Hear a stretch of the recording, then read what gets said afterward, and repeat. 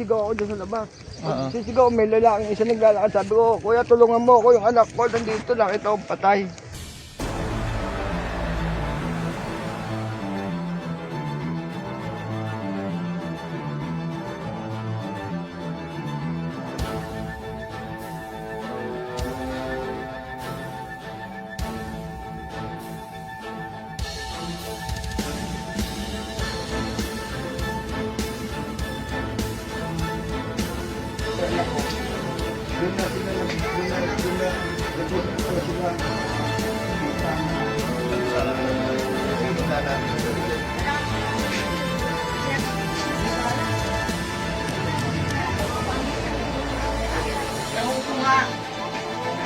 Ito po, itong lugar na to, delikado na po dumaan dito. Gabi na po yun, kaya po siguro, nadaan po siya dito na pagtripan po talaga yan ng mga kalalakihan Yan nga dito. po, yan matalive na yan. Nagbaka sakali nga ako dyan. Bumaba pa ho ako dyan ng gabi yung unang paghahanap namin.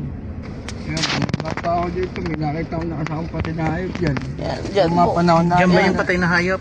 Dyan po, may Nakasako. patay na hayop. Di, ahon ulit ako kasi wala naman ako makita. Dyan lang po ng konti. Kahit dito na lang po. Dito na lang po. Dito na po. Dito na po yung pinakamaano. Sige, baba po tayo. Turo niya ate. Ito po yung inikutan ng asawa ko eh. Para hanapin yung anak namin. Natagpuan na anak ko. Ano ba ito? Ayan. Bago ko po sa natagpuan. Bali po, gumanon po muna ako. Inikot po ako. Ganun. Diyan ako bumaba. Pag binusok ko rito. Nakatungtong ako dito sa tela na to. Dito ako galing din. Pagtungtong ko sa tela na to. Bigla ako napalingon na ganyan. Diyan ko nakita yung braso ng bata. Tapos yung paglapit ko, nakita ko na ho talaga. Paglapit ko gano'n, yung kulay ng damit na anak ko. Kaya din talagang sinabi ko ng anak ko kasi kami lang ang nawawalan eh. Wala naman na ibang Turo niyo sir, saan niyo nakita mismo? Dito? Ayan Opo, po. Turo niyo, dyan po. dapat ka. Dito po Tari dito. talaga. Saan? Turo mo. Dito po sa De, baba ka, lugar upo ka. Baba ka. Oh, yan. Saan? Diyan. Dito po sa lugar na to. Nakita mo diyan sa anak mo. Ano unang reaksyon mo? Nagsisigaw na ako, lumabas ako, nagsisigaw ako dyan sa labas. Oo. Nagsisigaw, may lalaking isa naglalakad. Sabi ko, kuya tulungan mo ako, yung anak ko nandito, nakita ko patay. Natawag kayo ako ng pulis. Yun nga ang ano ko. Para maano yung anak ko na talagang anak ko talaga eh. Wala na akong ibang inala, anak ko na yun. Dahil sa kulay ng damit eh. Ay, yung mga tela na yan, ano yan? Ayan po, Lapitan yan. mo. Tambak po yan. Upo ka. Di ko po alam itong mga tela na to kasi nung ano, basta di ko na alam sa kanya kung ano yung mga bukod Ito, hindi niya po nakataban nakita yan. Nakita lang niya po yung braso. Ito po, nung dumating na po yung mga pulis sa kasoko, ito po, tinanggal po to sa ibabaw ng anak ko.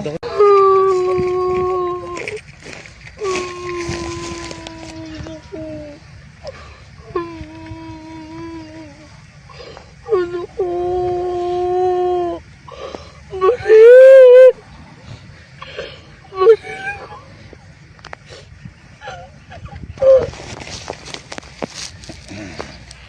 Init na yan, dinanas ng anak ko.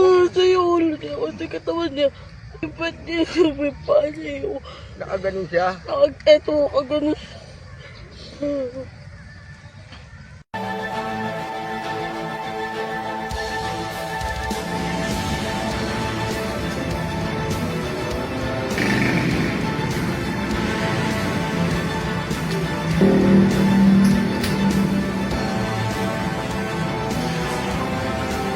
Bakit naisipan mong sumuko?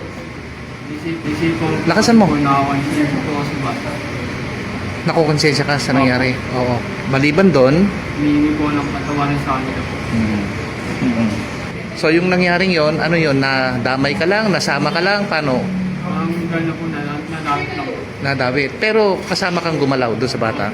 Ayon sa isa sa mga suspects na ating naaresto during the follow-up operation, at sinabi nga niya ang katotohanan na siya ay may partisipasyon sa panghahalay dito sa biktima, at sinabi niya na ang pangyayaring ito ay mismong yung ama ng biktima at ng dalawa niyang barkada ang humalay at pumatay dito sa biktima. Daniel, anong masasabi mo dyan sa ano?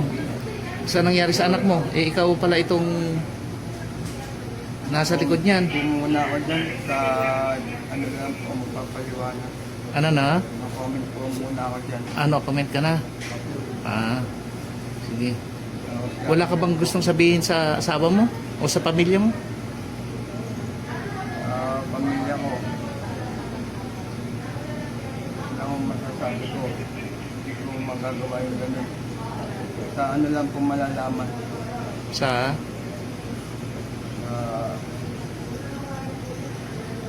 Sa korte na? Sa korte na po. Sige. Kayo, may gusto kayong sabihin? Ha? Sa korte na lang po namin tayo yung sampan. Ikaw, kuya? Anong pangalan mo? Ronel po, Ronel. Ha? Ronel po. Ronel. Ikaw, kuya, anong pangalan mo? Joel. Joel. Hindi po sapat yung buhay niya. Nasa ginawa nila sa anak ko, kamabuyan at kayupan. Ako masakit sa akin. Hindi ko kaya tanggapin na. Lalo na nung nalaman ko na kasama siya.